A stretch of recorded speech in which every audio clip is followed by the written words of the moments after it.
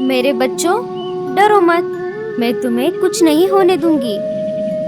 देखते ही देखते बर्फ बारिश और तेज हो गई और लाडो और उसके बच्चे बर्फ के नीचे दब गए। सुंदरबन जंगल में अभी सर्दी का मौसम शुरू हो गया है। सारे पंछी अपने अपने कामों में व्यस्त हो गए हैं। कोई अनाज जमा कर रहा है तो कोई घर के लिए लकड़ियाँ।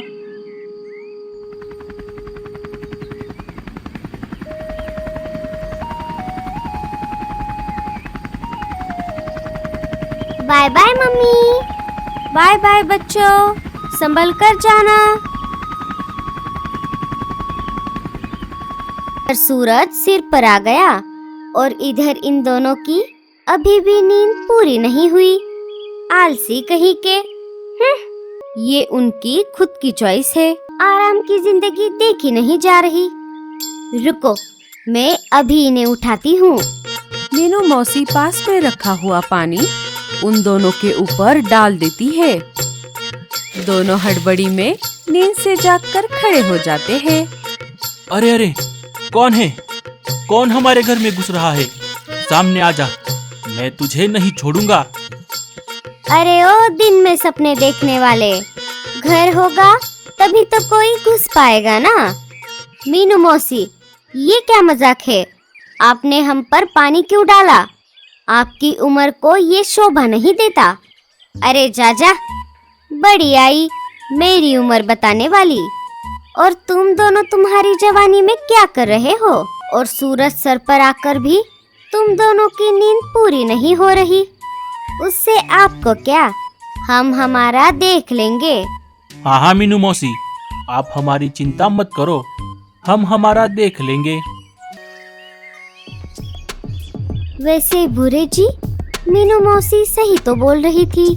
हम हमारा खुद का घर कब बनाएंगे? अरे रीमा, तुम फिर से भूल गई। जब ये भूरा है तुम्हारे साथ तो टेंशन की क्या बात। तुम घर की चिंता बिल्कुल मत करो।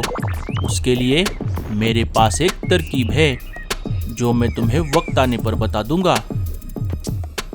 कुछ दिन बीत जाते हैं। लाडो, रानो, मिची अपने अपने घोंसलों को ठंड के लिए तैयार कर लेते हैं, सिवाय भूरा और रीमा को छोड़कर। कुछ दिन और बीत जाते हैं। जंगल में अब बर्फबारी शुरू हो गई थी। फिर एक दिन रात के समय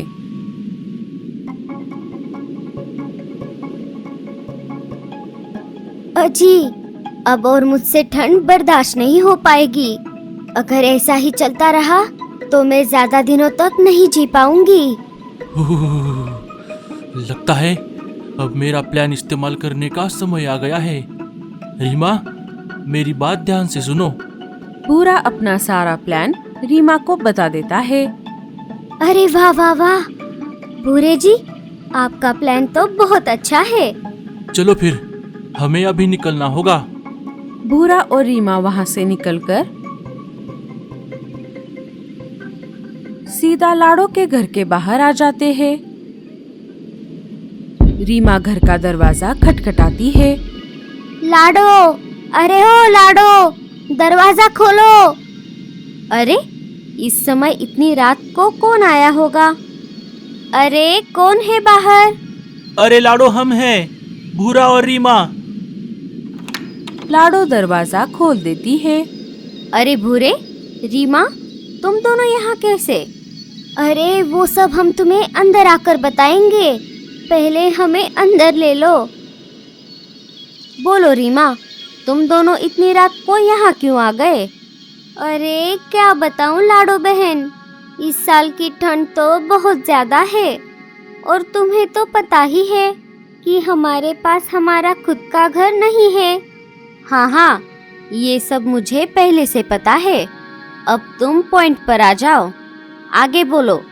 लाडो बहन, उस दिन जब तुम, रानो और मीनू मौसी हमारे पास आई थी, तब हमने तुम्हारी बातों पर ध्यान नहीं दिया। उसके लिए हमें माफ कर दो और बस आज रात के लिए हमें तुम्हारे घर में रहने दो। कल सुबह होते ही हम यहाँ से निकलकर हमारा नया घोंसला बनाने के काम में लग जाएंगे। क्या तुम दोनों सच बोल रहे हो?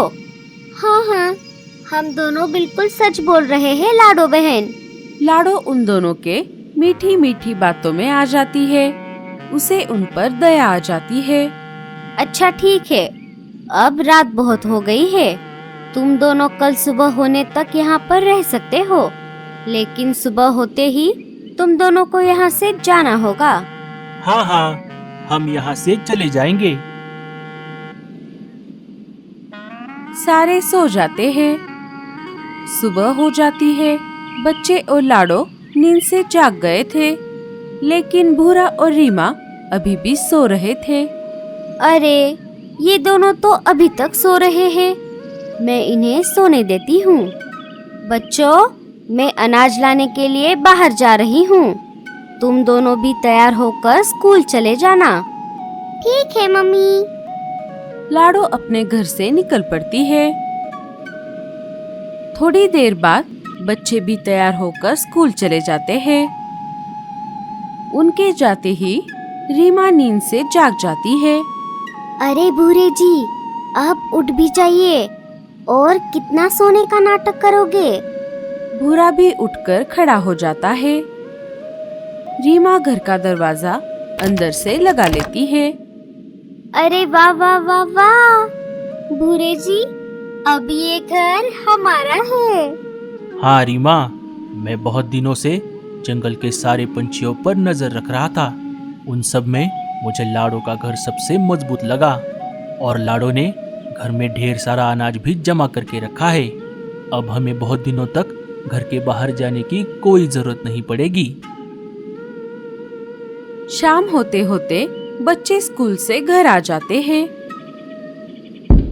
और घर का दरवाजा खटखटाते हैं। मम्मी, ओ मम्मी, दरवाजा खोलो। भूरा और रीमा उन दोनों की आवाज को सुनकर भी अनसुना कर देते हैं और दरवाजा नहीं खोलते। थोड़ी देर बाद लाडो भी अनाज लेकर घर आ जाती है। जब लाडो ने बच्चों को अपने घर के बाहर देखा, तब वो सोच में पड़ गई। अरे बच्चों, तुम दोनों बाहर क्यों बैठे हो? बाहर कितनी ठंड है। मम्मी, बहुत देर से हम दरवाजा खटखटा रहे हैं, लेकिन भूरे चाचा और रीमा चाची दरवाजा नहीं खोल रहे। हम बहुत देर से खड़े हैं यहाँ पर मम्मी। अरे, ऐसे कैसे? जरा देखो तो। लाडो ने खिड़की से झांक कर देखा। भूरा और रीमा फिर से सोने का नाटक कर रहे थे। अरे, ये दोनों तो अभी तक सो रहे हैं। ये दोनों रात को बहुत देर से आए थे ना, लगता है इसीलिए ये अभी तक सो रहे हैं। इसी वजह से इन्हें हमारी आवाज नहीं आ रही। मैं इनके जागने तक बाहर इंतजार करती हूँ।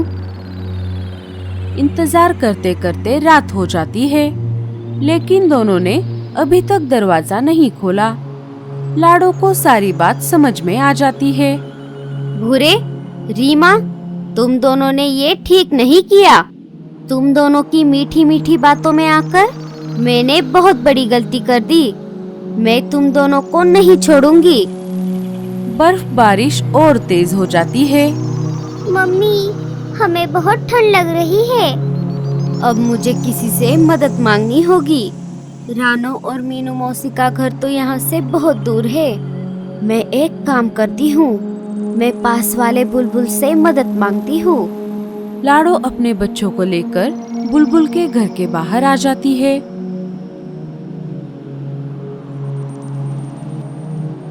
अरे लाडो, तुम इतनी रात को यहाँ कैसे?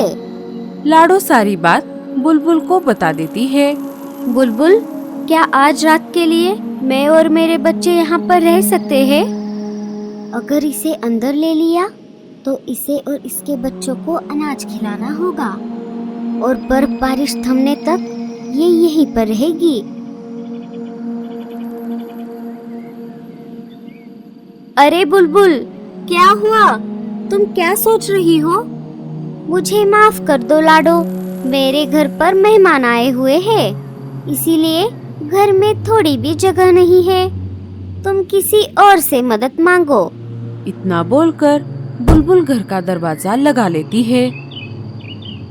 लाडो वहाँ से निकलकर कबूतर के घर के बाहर आ जाती है। कबूतर भी बहाना देकर लाडो को वहाँ से जाने को कहता है। हे ऊपर वाले, अब मैं क्या करूं? मम्मी, अब हम और नहीं उड़ सकते। मेरे बच्चों, तुम दोनों डरो मत, मैं तुम्हें कुछ नहीं होने दूंगी। लाडो अपने बच्चों को अपने पंखों के नीचे ले लेती है। देखते ही देखते बच्चे और लाडो बर्फ से ढक जाते हैं। मम्मी, ओ मम्मी, उठ जाओ। अरे बाप रे, तो मैं ये सब सपने में देख रही थी। लाडो अपने बच्चों को गले लगा लेती है। अगर ये सपना सच होता तो मेरा और मेरे बच्चों का क्या होता? लाडो भूरे और रीमा को नींद से जगा देती है। भूरे, रीमा, अब तुम दोनों को जाना चाहिए। हाँ हाँ, जा रहे हैं। भूरे जी, हमारा सारा प्लान तो चौपट हो गया। लगता है अब हमें घर बनाना ही होगा। तो दोस्तों, कैसी लगी आपको हमारी ये बर्फ बारिश वाली कहानी? हमें कमेंट्स में जरूर बताना। और ये स्टोरी अच्छी लगे तो लाइक, शेयर और चैनल को सब्सक्राइब जरूर कर देना। मिलते हैं अगली स्टोरी में।